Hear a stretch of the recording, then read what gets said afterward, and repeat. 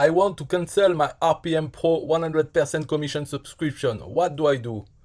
To cancel your RPM Pro 100% commission subscription, you will need to submit a support ticket to initiate the process. Please be aware, in order to prevent list hopping and churning, cancellation has a 90-day waiting period before the RPM Pro 100% commission subscription can be rejoined after cancellation. To initiate the process, state in the support ticket that you wish to cancel your RPM Pro 100% commission subscription.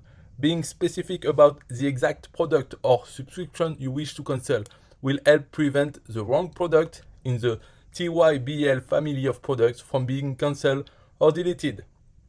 All cancellations require a 3-day prior notification to ensure cancellation before automatic renewal occurs. Last-minute cancellation will not be possible, and no refunds will be given for the automatically renewed subscriptions. Cancellation after automatic renewal has occurred will result in the account remaining active until the next renewal date, at which time the subscription will go inactive.